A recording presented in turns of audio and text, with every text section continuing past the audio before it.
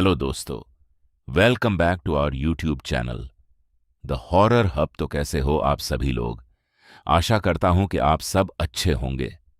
दोस्तों, आप लोगों से बस एक शिकायत कि आप लोग मेरे चैनल को सब्सक्राइब नहीं कर रहे हों और कमेंट में अपना सुझाव जरूर दें ताकि मैं आप लोगों के मुताबिक कहानियां सुना सकूं। तो चलिए दोस्तों, आज की कहानी स्टार्ट करते हैं। रात के करीब 12:15 पर रवि अपने गांव के पुराने घर के सामने खड़ा था। वो घर पिछले 6 महीने से बंद था। रवि वहां किसी भूत को देखने नहीं आया था। उसके पिता की मौत के बाद घर के कागजात और कुछ जरूरी सामान वहीं रह गए थे। अगले दिन जमीन की रजिस्ट्री थी, इसलिए रवि को उसी रात शहर लौटने से पहले पिता की अलमारी से जमीन के कागज निकालने थे। गांव में उसके चाचा ने कहा भी था, सुबह चले जाना, रात में उस घर में मत जाना। लेकिन रवि के पास सुबह तक रुकने का समय नहीं था। उसने चाबी निकाली, ताला खोला और जैसे ही दरवाजा खोला वैसे ही 6 महीने से बंद घर की बांसी हवा उसके चेहरे से टकराई। अंदर पूरा अंधेरा था।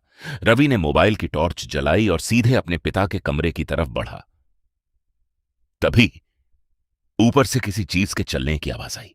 यह सुनकर रवि वहीं रुक गया और उसने सोचा शायद चूहे होंगे, और वो आगे बढ़ा। थोड़ी देर बाद फिर वही आवाज आई, इस बार बिल्कुल उसके पिता के कमरे के ऊपर से।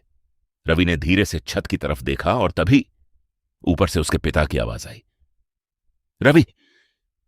यह सुनकर उसके हाथ से मोबाइल छूट गया, क्योंकि उसके पिता को मरे हुए 3 साल हो चुके थे और वो कुछ सेकंड वहीं खड़ा रहा। फिर खुद को समझाया, पुराने घर में आवाजें गूंजती हैं, और अलमारी खोलने लगा। तभी कमरे के बाहर से किसी के नंगे पैर चलने की आवाज आई और रवि ने दरवाजे की तरफ देखा तो वह आवाज धीरे धीरे कमरे के पास आ रही थी। फिर रवि ने टॉर्च से देखा कि फर्श पर गीले पैरों के निशान थे और वो निशान सीधे उसके कमरे के दरवाजे तक आए और वहीं रुक गए। फिर तभी दरवाजे के बाहर से उसके पिता की आवाज आई, कागज मिल गए? यह सुनकर रवि का दिल जोर से धड़कने लगा और कुछ सेकंड बाद आवाज फिर आई, रवि अलमारी के नीचे देख। और रवि ने डरते डरते अलमारी के नीचे टॉर्च डाली। वहां एक पुराना लोहे का डिब्बा पड़ा था, वही डिब्बा जिसमें उसके पिता जरूरी कागज रखते थे। रवि ने डिब्बा बाहर खींच लिया, लेकिन जैसे ही उसने डिब्बा खोला, अंदर कागजों के ऊपर उसके पिता की पुरानी घड़ी रखी थी। वही घड़ी जो उनके अंतिम संस्कार के समय उनके हाथ से उतारी गई थी।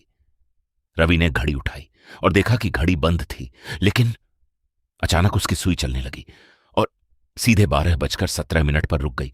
और उसी पल उसके पीछे से फुसफुसाहट आई, इतनी देर क्यों कर दी?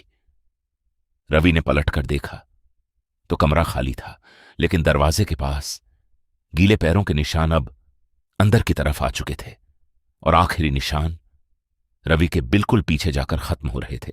ये देखते ही भागने के लिए दरवाजा खोला और वो घर से बाहर निकलने ही वाला था कि पीछे से उसके पिता की आवाज आई, रवि दरवाजा बंद कर देना। और रवि वहीं रुक गया, क्योंकि उसके पिता हमेशा घर छोड़ते समय यही बात कहते थे। और उसने कांपते हुए पीछे देखा तो कमरे में कोई नहीं था, सिर्फ उसके पिता की घड़ी फर्श पर पड़ी थी और उसकी सुई अब उल्टी दिशा में चल रही थी। फिर रवि ने दरवाजा बंद किया और बाहर भाग गया, लेकिन सड़क तक पहुंचते ही उसने जेब टटोली तो उसके पिता की घड़ी अब उसकी जेब में थी। रवि ने उसे निकालकर देखा, घड़ी अब भी चल रही थी और उसके पीछे किसी ने नाखून से एक लाइन खुरची हुई थी, घर बंद कर दिया लेकिन मुझे नहीं।